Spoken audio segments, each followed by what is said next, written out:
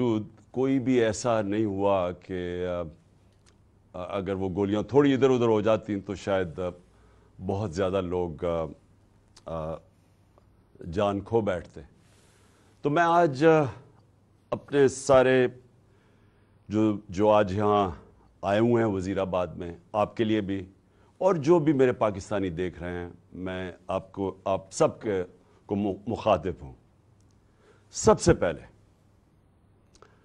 یہ جو حادثہ ہوا، یہ جو حادثہ نہیں، یہ جو پلان کر کے مجھے قتل کرنے کی کوشش کی گئی، میں پھر پہلے واضح کر دوں کہ یہ سپٹمبر میں پلان بنا تھا. سپٹمبر میں پلان بنا تھا. 24 سپٹمبر کو اس پلان کا میں نے پبلک جلسے کے اندر میں نے یہ بتایا کہ یہ پلان بنا ہے. میرے خیال میں جلسہ رحیمی اور خان تھا کہ یہ کس طرح دینی انتہا پسند کے اوپر ڈالیں گے. پلان بنا تھا ایجنسی، یہ جو جنرل فیصل اس نے، اور یہ جو دو نون لیگ کے جو قاتل ہیں، ماڈل ٹاؤن میں انہوں نے قتل کیے لوگوں کو، دن دہاڑے قتل کیے لوگوں کو، گولیاں مروائیں پولیس سے. شہباز شریف نے ایکسٹرا جوڈیشل کلنگ، پولیس مقابلے میں لوگ مارے، اس کی ہیومن رائٹس نے اس کے اوپر پوری رپورٹ دی ہوئی ہے. رانا ثناء اللہ کے اوپر جو 18 قتل ہیں، یہ عابد شریف کے باپ نے کہا ہوا ہے. تو یہ قاتل ہیں. انہوں نے مل گئے یہ جنرل فیصل کے ساتھ، انہوں نے یہ پلان کیا. پلان کیوں کیا؟ کہ اگر دینی انتہا پسند مارے گا تو ان کے اوپر سے ساری ذمہ داری اٹھ جائے گی.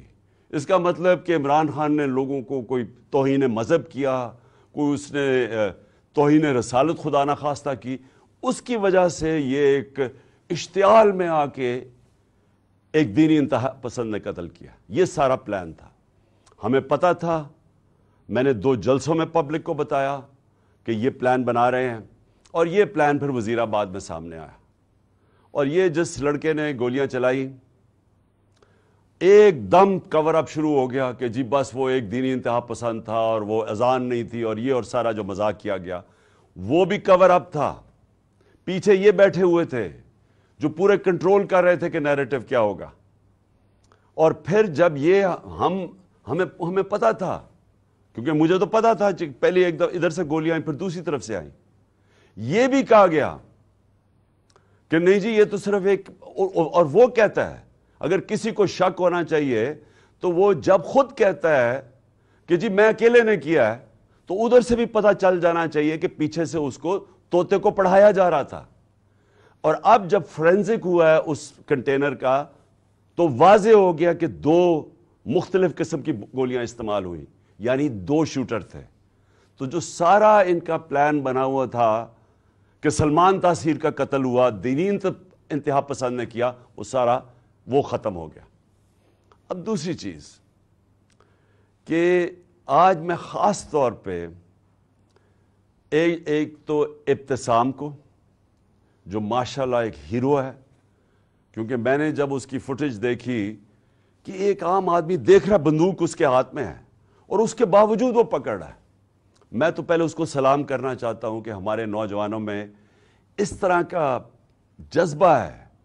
یعنی ایسے ہمارے نوجوان ہیں جو کہ اپنی جان خطرے میں ڈال کے اور وہ بچانے کی کوشش کر رہے تھے. اور میں تو اس کو اب میں کیا کہوں گے، شکر ہے. میں تو اس کی والدہ کا بھی شکریہ ادا کیا کہ آپ نے ایسے اپنے بیٹے کو تربیت کی ہے.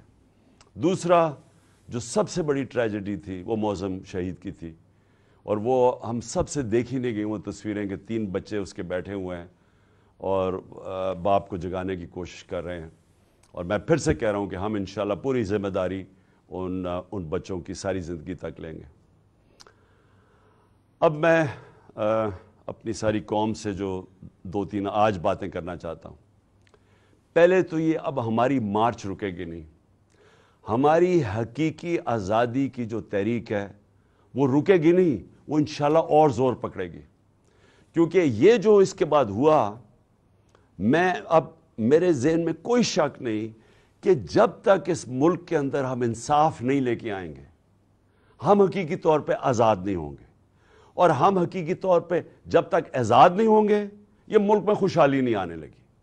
یہ اگر کسی کا خیال ہے کہ جنگل کا قانون ہو اور ملک خوشحال ہو جائے، خواب کے اندر تو ایسے ہو سکتا ہے، یا لوگ خواب دکھا سکتے ہیں، لیکن جو دنیا کا معاشرہ ترقی کرتا ہے وہاں سب سے پہلے انصاف قائم کرتا ہے۔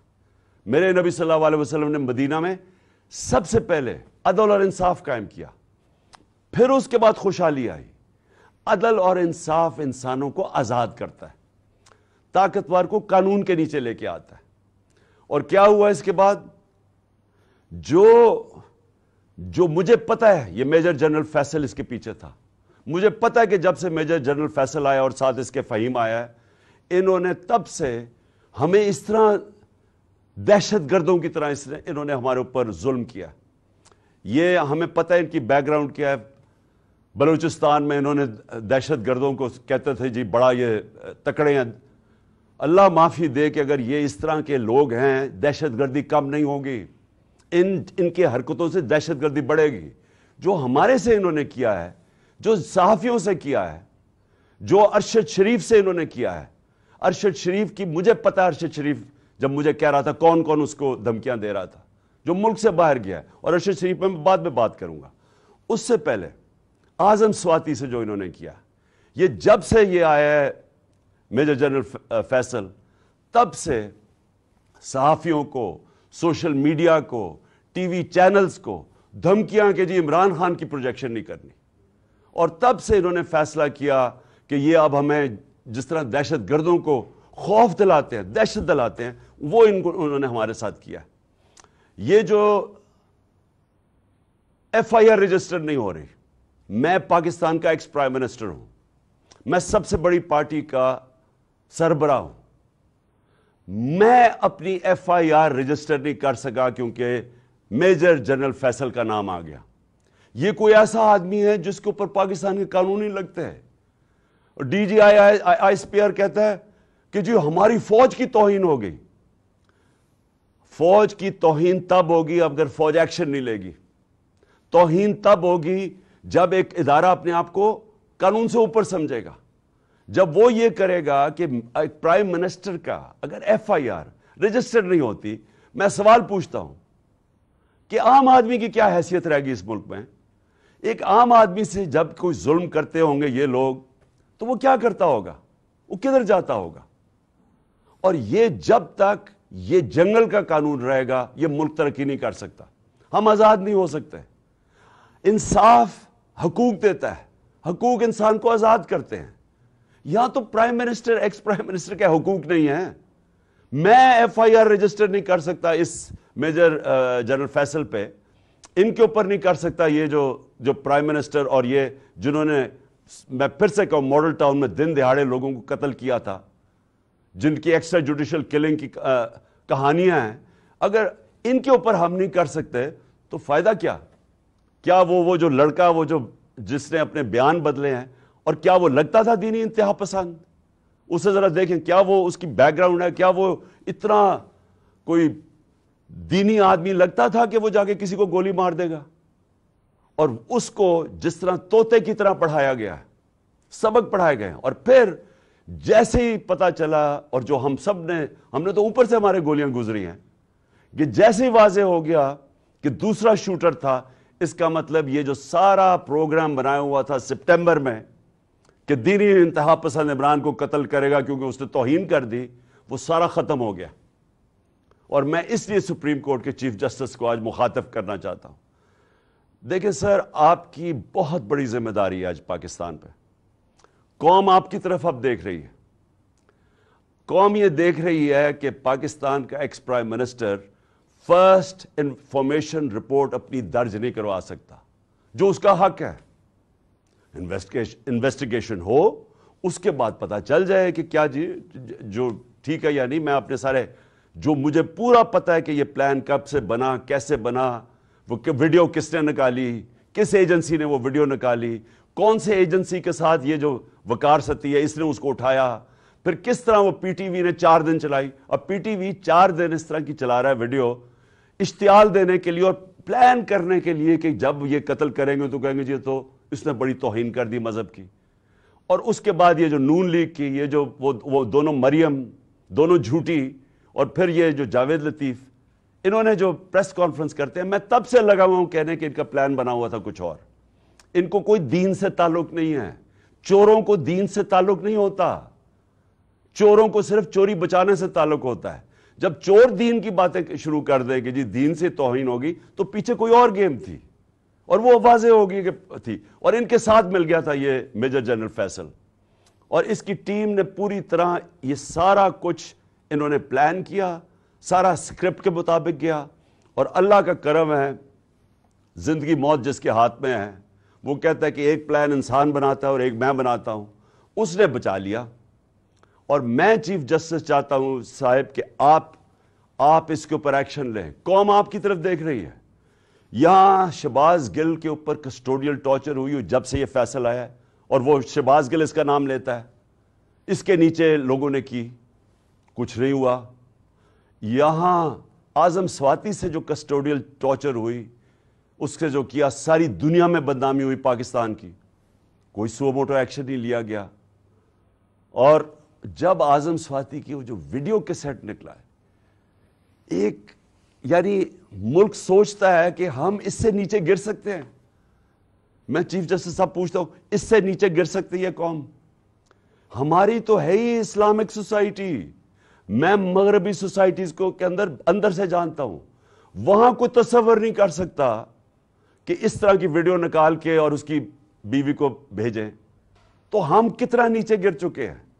کب آپ اس ملک کا انصاف کا نظام ہمیں پروٹیکشن دے گا، ہماری حفاظت کرے گا؟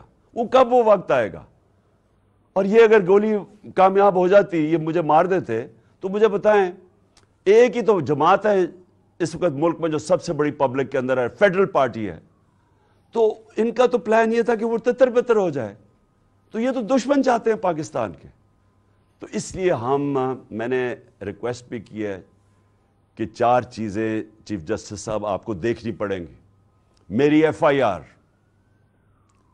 اور اب واضح ہو گیا کہ 2 شوٹر ہیں کیونکہ وہ فرینزکس میں نکلا ہے. تو اس کا مطلب کہ جو انہوں نے کہا تھا ایک ہی آدمی نے اور دینی انتخاب پسند، وہ ختم ہو گئی بات. نمبر 2 اعظم سواتی، اس کے اوپر پوری تحقیقات ہوں. اور نمبر 3 جو ارشد شریف سے ہوا ہے، جو ویڈیو دکھائی گئی ہے ٹی وی پروگرام پہ کل، میرا پہلا سوال یہ ہے کہ ایک ٹی وی اینکر کے پاس کیسے ویڈیو آ گئی، جبکہ اس کی والدہ جو پوسٹ مارٹم کے ریزلٹس مانگ رہی ہیں ان کے پاس تو نہیں آئی. ٹی وی اینکر کے پاس کیسے آ گئی؟ اور میرا نمبر 2 سوال یہ ہے کہ کون اس کی تحقیقات کرے گا؟ کون اب کینیا سے کیوں نہیں انہوں نے کینیا فوری طور پہ لیٹر لکھا کینین اتھارٹیز کو، گورنمنٹ کو لکھنا چاہیے پوچھنے کے لیے کہ شروع کا تو بیان یہ تھا کہ جناب وہ رانگ آئیڈینٹی پہ مارا گیا ہے، اور اب واضح ہو گیا ہے کہ یہ ایک پلان کر کے تشدد کیا اس کے اوپر، اس کے بعد گولی ماری گئی. تو جب تشدد کیا، وہ کون تھا جس کو سب سے زیادہ تکلیف تھی ارشد شریف کی رائٹنگ سے؟ اس کی تحقیقات، اس کی جو انویسٹیگیٹو جرنلسٹ، کون تھا جس کو خطرہ تھا اس سے؟ کون تھا جس کو اتنا غصہ تھا کہ پہلے اس کے اوپر تشدد کرو پھر اس کو قتل کرو؟ یہ چیف جسٹس صاحب یہ صرف سپریم کورٹ کر سکتا ہے. ہمیں کوئی اعتماد نہیں ہے اب. انویسٹیگیٹو ایجنسیز ان قاتلوں کے، ان چوروں کے، مجرموں کے ہاتھ میں ہیں. اور یہ جو آرمی آفیسر ہے، اس کے اوپر کس کو اب اعتماد ہے؟ مجھے پتا انہوں نے کور اپ کیسے کیا. مجھے پتا ہے کہ آتے ساتھ ہی پنجاب پولیس کو کس نے کنٹرول کر لیا. گورنمنٹ ہماری ہے، ہم ہیں پنجاب کے اندر، ہماری حکومت ہے. وہ پولیس کہیں اور سے کنٹرول ہو رہی ہے. اور اب پولیس سے میں ایف آئی آر نہیں رکوا سکتا. اور پھر کون سے کس نے جا کے اس کی ٹیپ ریلیز کی؟ یہ کون سی دنیا میں ہوتا ہے؟ ہم سر بنانا ریپبلک بننے جا رہے ہیں. بنانا ریپبلک کے اندر ادھر کوئی انصاف نہیں ہوتا، اس لیے وہ بنانا ریپبلک ہے. وہاں جنگل کا قانون ہوتا ہے، اور یہ جنگل کا قانون بننے جا رہا ہے. اور اس وقت یہ ملک کو بچانا ہے آپ نے. دیکھیں ملک اس وقت اداروں کے اندر، قوم جو ہے وہ اداروں کے اندر اعتماد کھو بیٹھی ہے. اس کو بحال کرنے کی ضرورت ہے. ملک اداروں کے بغیر نہیں چلتا. ادارے ملک کو چلاتے ہیں. مغرب میں اور ہمارے میں اور ڈیولپڈ ملک اور غریب ملکوں میں فرق ہی یہ ہے کہ ان کے ادارے مضبوط ہیں, کوئی قانون سے اوپر نہیں ہے. یہاں مذاق بنا ہوا ہے کہ جی ایک آپ نے آفیسر کے اوپر ہاتھ رکھ جی ڈی جی آئی ساری فوج کو بدنام کر دیا. یعنی یہ اگر سوچ آ جائے جس معاشرے میں, مجھے بتائیں اس سے زیادہ تو دشمن اداروں کا اور ملک کا ہو ہی نہیں سکتا کہ جی ہمارے ادارے کا نام ہی نہ لیں. میں کہہ رہا ہوں کہ یہ پیچھے تھا فیصل, مجھے پتا اس نے سارا کروایا ہے, مجھے پتا اس نے ماسٹر مائنڈ کیا سب کچھ, کیونکہ مجھے تو میں 3.5 سال پرائم منسٹر تھا, میرے نیچے تھی ایجنسیز, مجھے پتا ہے کیسے چلتی ہیں ایجنسیز, مجھے اندر سے انفارمیشن آ رہی تھی. اور میں اگر ملک کا ex prime minister FIR register نہیں کر سکتا, اور اگر یہ کہنا کہ جی عمران اپنا سیاست چمکانے کے لیے کر رہا ہے, مجھے سیاست چمکانے کے لیے یہ کرنے کی ضرورت نہیں ہے.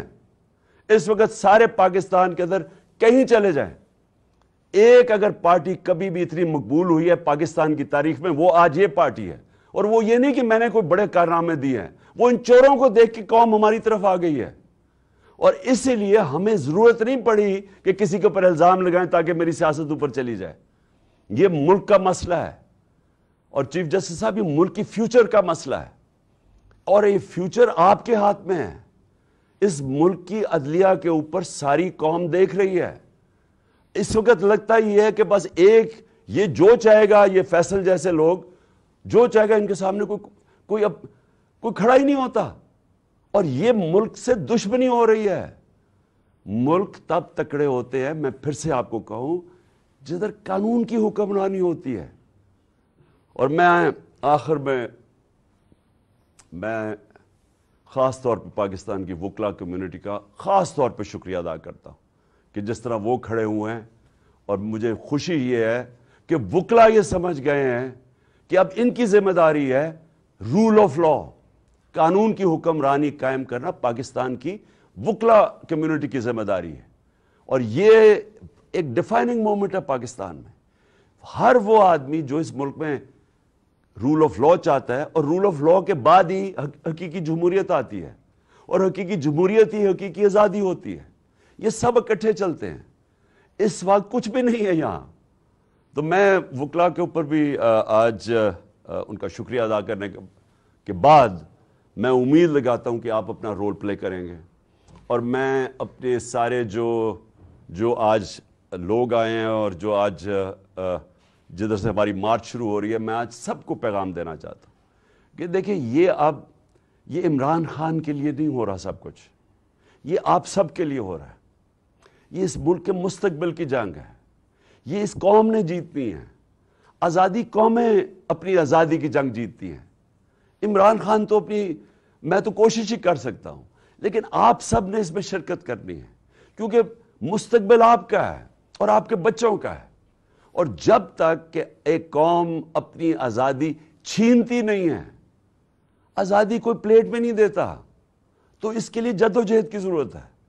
میں تیار ہوں, جب تک میں زندہ ہوں میں اس کی پوری جدوجہد کروں گا. جب تک میں زندہ ہوں میں کبھی پیچھے نہیں ہٹوں گا.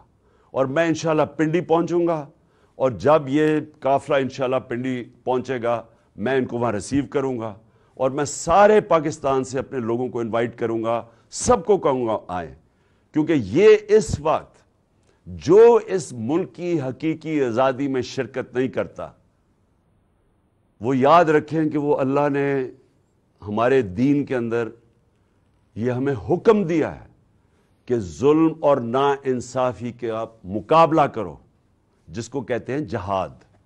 یہ اللہ کا ہوتا ہے. آزادی کے لیے کھڑے ہونا یہ اللہ کا حکم ہے ہمیں. اور امر بالمعروف کہ آپ اچھائی کے ساتھ کھڑے ہوں.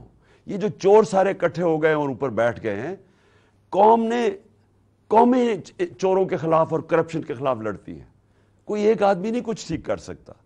تو میں ساری قوم کو آج دعوت دیتا ہوں کہ ہمارے ساتھ اس مارچ میں شرکت کریں, اور انشاءاللہ جب میں پنڈی جس دن میں آپ کو دعوت دوں گا, آپ نے سب نے پنڈی آنا ہے اس ملک کی حقیقی آزادی کے لیے.